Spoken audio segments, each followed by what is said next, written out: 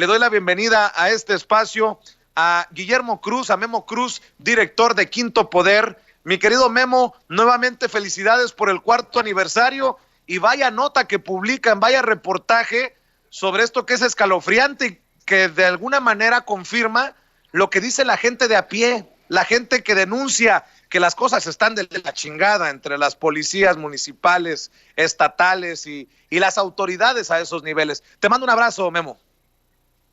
Buenas tardes, Vicente. Una vez más, muchas gracias por el espacio. También te agradezco mucho la felicitación. Y pues sí, este reportaje con el que pretendemos proyectar o reflejar lo que desgraciadamente sigue ocurriendo con las corporaciones policíacas, pues no es más que una evidencia de lo que tristemente sigue ocurriendo con los abusos, con las torturas y con muchas cosas que no nos damos cuenta hasta que vemos a una persona fallecida y que después se ve expresado en manifestaciones que después, en lugar de que exista empatía o sensibilidad de parte de los gobernantes, deriva en represión, como ocurrió en Jalisco, ¿no? Y si nos damos cuenta con el reportaje que publicamos, que es de la autoría de Verónica Ayala, una gran colaboradora de la que nos hicimos hace poco en Quinto Poder, un gran texto. Esto es un síntoma que, bueno, no es un síntoma, es un diagnóstico de cómo la situación no ha sido debidamente atendida por los legisladores. Seguimos, me parece, padeciendo una cuestión que se habla superficialmente por lo menos desde el sexenio de Vicente Fox, pero nadie ha presentado una iniciativa de ley verdaderamente sustentada, complementaria, que aborde los asuntos de derechos humanos, y seguimos en las mismas, ¿no? Y estos testimonios que publicamos en el artículo son evidencia de ello, lo cual es muy lamentable. Memo, mientras tenemos casos como el de Giovanni en Jalisco, el de Alexander, este muchachito de 16 años al que le disparan y lo matan los policías acá en Oaxaca, me preocupa mucho lo que leo en este reportaje. Dice que la tortura es una realidad en México, mientras que informes de la Relatoría Especial de Naciones Unidas para la Tortura emitidos en los últimos años y análisis del World Justice Project han señalado a la tortura como una práctica generalizada en corporaciones de seguridad en México. La encuesta nacional de población privada de libertad, que es aplicada en centros penitenciarios del país, ha confirmado su uso en el sistema de procuración de justicia. Los resultados de esta encuesta publicados en 2017 arrojan que el 63.8%, o sea, entre 6 y 7 de cada 10 detenidos, sufrió violencia física durante el arresto y el 75.6% padeció violencia psicológica. El 49.4% fueron incomunicados al estar ante el Ministerio Público, el 39.4% recibió patadas o puñetazos y más del 23% fue golpeado con algún objeto o sufrió lesiones por aplastamiento, entre otros actos de violencia. Pues duro, no podemos decir, no lo podemos atribuir todavía a la autoridad bajo el gobierno de la Cuarta Transformación. Son cosas que se vienen arrastrando por años. Sí, me parece que lo que tiene que hacer, y me parece que es urgente el actual gobierno, es ponerse de acuerdo ya en la Comisión de Justicia y de Seguridad de San Lázaro, tanto en la Cámara Baja como en la Cámara Alta, para implementar o para presentar una iniciativa de reforma policial ya, ¿no? Si bien el reportaje también habla de cómo han disminuido las denuncias de abusos por parte de las Fuerzas Armadas, tanto del Ejército como de la Marina, eso no los exime, porque a lo que tendremos que aspirar como sociedad es a que no haya ningún abuso ni de la Marina, ni del Ejército, ni de los cuerpos policíacos locales, estatales, ni ministeriales, ¿no? Hay otro dato que es abrumador, que indica que como tú lo mencionabas, el 49.4% fueron incomunicados al estar ante el Ministerio Público. Eso indica que, hablando en el caso de la tortura, muchas de las personas que están en la cárcel pudieron haber sido obligadas a rendir una declaración o a declararse como culpables y que están purgando condenas por las cuales no son responsables, ¿no? Entonces, evidentemente estos datos son los más actualizados, pero lo que tendría que ocurrir es que, a pesar de que estemos en un momento crítico por la situación sanitaria, a pesar de que estemos en un momento crítico por la cuestión, por el impacto económico de la crisis sanitaria, tendría que haber, a raíz de estos brotes, digamos, o a raíz de estas acciones ocurridas a raíz del, por ejemplo, del caso de Giovanni, y casos que seguirán ocurriendo aisladamente, pero que llamarán nuestra atención y que son motivo de indignación. Tiene que haber una reforma policial ya, Vicente, porque la Guardia Nacional no lo va a resolver todo, porque hay que recordar que las corporaciones policíacas, por los bajos salarios, por las circunstancias que enfrentan, por la falta de equipamiento, muchas veces están cooptadas por el crimen organizado, ¿no? Y aquí hay que separar dos temas. Uno, las condiciones en las que desempeñan su trabajo, y dos, este tema del que tanto se ha hablado y por el que se le ha criticado tanto al gobierno federal de la amnistía, que tiene que ver con los chivos expiatorios que están en la cárcel y que provocan sobrepoblación en los centros de reclusión, ¿no? Porque evidentemente esa amnistía aplica a todas estas personas que están encarceladas cuando se violentó su debido proceso, ¿no? Me parece que son dos temas Memo, que tienen que abordarse con mucha responsabilidad, con mucho cuidado, y sobre todo a partir de una reforma policial y una revisión al sistema jurídico o a la forma en la que se les siguió proceso para que estas violaciones paren ya, pero ya, ¿no? Y no eximo al actual gobierno, sino que tiene que haber un entendimiento entre el legislativo y el ejecutivo. Así es. Oye, entre más leo el artículo, más escalofrío me da. Fíjate lo que están publicando, señoras y señores, en Quinto Poder. De acuerdo con el último informe del Secretariado Ejecutivo del Sistema Nacional de Seguridad Pública, con corte al pasado 30 de abril, el 16% del personal operativo de las instituciones de seguridad pública de estados y municipios, incluyendo altos mandos, no cuentan con exámenes de control de confianza aprobados vigentes. ¿En manos de quién está la supuesta seguridad de los de a pie, mi querido Memo? No, y te aporto un dato para que sigas con los escalofríos. Tamaulipas, en Tamaulipas, el 63% de los policías no cumplen con el requisito. El 63% de los policías municipales. Imagínate quiénes son los que cuidan a los ciudadanos tamaulipecos. O sea, esta circunstancia es un reflejo de la desconfianza que tienen los ciudadanos en quienes deberían de depositar su confianza. Es lamentable. Ni lo básico entonces a nivel estatal y municipal. ¿Y de quién es responsabilidad? Porque yo escucho a muchos gobernadores y de los niveles de acá, de locales, que apuntan el dedo al gobierno federal y a esta estrategia que ha empezado a armar con la Guardia Nacional, pero pareciera que no asumen su responsabilidad en estos niveles, ¿no? Sí, me parece que, mira, hay un ejemplo muy claro y me parece que hay que señalarlo en su debida proporción. El presidente mismo ha señalado el caso de Guanajuato, ¿no? Por ejemplo, Guanajuato es uno de los estados, perdón, mejor evaluados en lo que tiene que ver con la certificación de los controles de confianza, en lo que tiene que ver con las corporaciones policíacas locales, ¿no? Es decir, lo que tiene que ver con la atención a los delitos que le corresponde atender a las corporaciones policíacas locales, lo hace bien Guanajuato.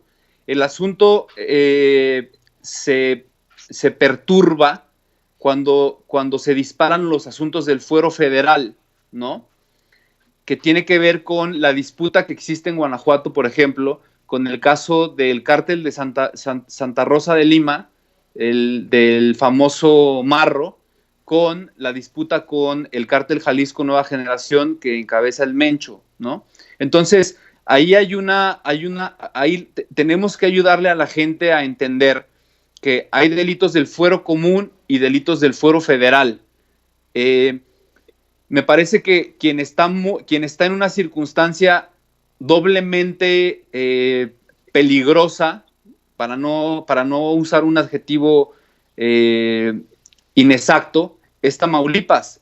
Tamaulipas tiene un problema de crimen organizado y además tiene un problema de delitos del fuero común, ¿no? Y eso lo evidencia este dato de que el 63% de sus corporaciones policíacas, de sus elementos de las corporaciones policíacas municipales y estatales, no cuentan con o no han sido reevaluados con los exámenes de control de confianza. Es un asunto que ahí el gobernador Cabeza de Vaca no puede lavarse las manos. Es responsabilidad suya atender esa materia y no echarle la culpa a la federación. Pero sí pareciera, ¿no?, que en la confusión o en la falta de información que tiene el pueblo, pues a eso apelan el discurso para hacer ver que todos los temas de inseguridad o de violencia pues deben de enjaretársele al gobierno federal. Y qué bueno que haces esas distinciones. Sí, me parece que, mira, por ejemplo, después de Tamaulipas, los estados que peor están son Tlaxcala y Guerrero, ¿no? Y el estado que mejor está es Guanajuato. Es una combinación de factores en la que hay que ser muy claros. Los delitos del fuero común, los delitos del fuero federal, ¿no? Entonces, Guanajuato está bien en un apartado en el que le corresponde atenderlo. Y por el otro lado, en el del crimen organizado, es por eso que piden auxilio, ¿no?, a la federación, porque evidentemente el nivel de armas, el nivel de poder, pues con ese no pueden, ¿no? Y para eso necesitan inteligencia y demás. Guanajuato tiene una problemática además que está asociada a lo del huachicol, en el que en el gobierno anterior funcionarios de Pemex permitieron el huachicoleo, particularmente en la refinería de Salamanca. En Salamanca gobierna ahora una presidenta municipal y sobre todo no echarle la culpa ni a uno ni al otro, sino abonar a que trabajen en sinergia para que los problemas se resuelvan, porque eso es lo que nos debe de interesar a todos. El asunto es que cada gobernador debe ser responsable de vigilar a sus cuerpos policíacos, ¿no? Y no echarle la culpa de ello a la federación, porque aquí están los datos debidamente documentados, Vicente. Pues precisamente desde la politiquería es que le echan la culpa de todo al gobierno federal, porque saben que algunos de los estados pues más jodidos, en el caso de Tamaulipas, el caso de Guerrero, están gobernados por el PAN y el PRI respectivamente. No me quiero imaginar cómo está Michoacán, en donde gobierna el PRD, no me quiero imaginar otros lugares, pero creo que por ahí viene el golpe, ¿no? Que muchos de estos estados no se salvan de la quemadota y están gobernados por esa oposición que quiere venderle al mexicano sin esta información. Qué bueno que la están publicando ustedes en Quinto Poder, pues la idea de que el problema es el gobierno de López Obrador a nivel federal.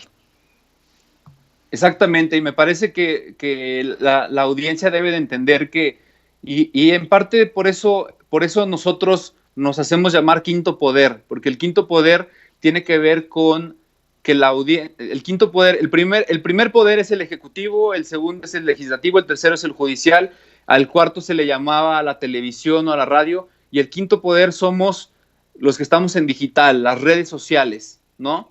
Entonces, es por eso importante que la gente entienda que la información es poder y nosotros tenemos que estar informados, y es por eso que hacemos esta aportación, que la compartimos con ustedes y lo seguiremos haciendo. Y es importante que la gente diferencie entre lo que es los delitos de fuero común, los delitos del fuero federal. Los delitos del fuero federal le corresponde a la federación, los delitos del fuero común le corresponden a los estados. La evaluación de los policías tanto locales como estatales, le corresponden a los estados y a los municipios, y de eso no se pueden lavar las manos. Y ahí están las cifras. Tamaulipas está pésimo, Guanajuato está muy bien, ambos son gobernados por el PAN, pero ambos tienen resultados muy distintos. La colaboración que existe entre Guanajuato, y pongo este ejemplo porque es el estado que registra los más altos índices de violencia asociada al crimen organizado, es buena y cada vez ha ido mejorando, ¿no? Pero la política no debe de intervenir para que exista un bienestar entre los ciudadanos, para que exista temor entre los ciudadanos, ¿no?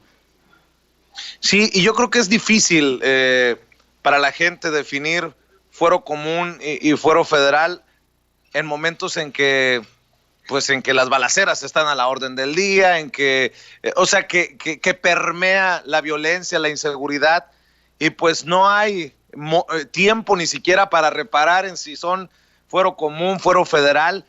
A eso me refiero, porque muchas personas de Guanajuato se están conectando al chat y dicen, por acá en Salamanca es un desmadre, ni los federales, ni los estatales, ni los municipales, pero a eso me refiero. Por eso quiero invitar a la gente, mi querido Memo, porque además es extenso el reportaje y está muy chingón. Mi reconocimiento a la colega. ¿Cómo se llama, me decías? Gracias. Verónica Ayala. La pueden seguir en su cuenta B Ayala MTI de Monterrey, B Ayala MTY. Gran reportaje y colabora con nosotros cada semana. Pues yo quiero invitar a la gente para que lea el reportaje, vea los números que son escalofriantes y puedan entender tal vez desde otra dimensión o con exactitud una bofetada de realidad el caso Giovanni, el caso Alexander, los casos más mediáticos de las últimas semanas, de los últimos meses. ¿Dónde encuentran la información, Memo Cruz? Antes de pasarte los datos del sitio, Vicente, sí quiero dejar muy en claro la posición tan preocupante que ocupa Jalisco en todos estos registros. Jalisco está muy mal parado en toda esta revisión que hicimos, y no es coincidencia que haya ocurrido lo del caso Giovanni. No es coincidencia. Jalisco está muy mal en todo esto, para que no se nos olvide que Enrique Alfaro, si bien había tenido una muy buena prensa, un muy buen posicionamiento, en el reportaje van a poder observar muy bien cómo Jalisco está muy mal posicionado en varios parámetros. El reportaje lo pueden ver en quinto-mediopoder.mx y en nuestras redes sociales en @quintopodermex, igualmente en Facebook, y en mi cuenta personal de Twitter en @memocrois. Pues sería bueno que el gobernador de Jalisco también le pegara una revisadita al documento, al reportaje de Quinto Poder, que de esta manera marcan el 4º aniversario con un reportaje de peso como el que nos están presentando el día de hoy. Y si tienes tiempo, pues te espero en la noche, mi querido Memo. Te mando un abrazote y nuestro reconocimiento. Aquí estamos siempre en solidaridad y reconociendo pues la gran labor desde la independencia de Quinto Poder. Con todo gusto, Vicente, nos vemos por la noche. Muchas gracias una vez más por el espacio. Saludos a toda tu audiencia, saludos a todo el equipo ahí en Ciudad de México, en Chicago, y aquí estamos dispuestos para compartir la información que con mucho esfuerzo y con mucha pasión trabajamos con todo el equipo de Quinto Poder. Gracias, mi querido Memo. Gracias. Es un honor tener esta sociedad informativa entre Sin Censura y Quinto Poder.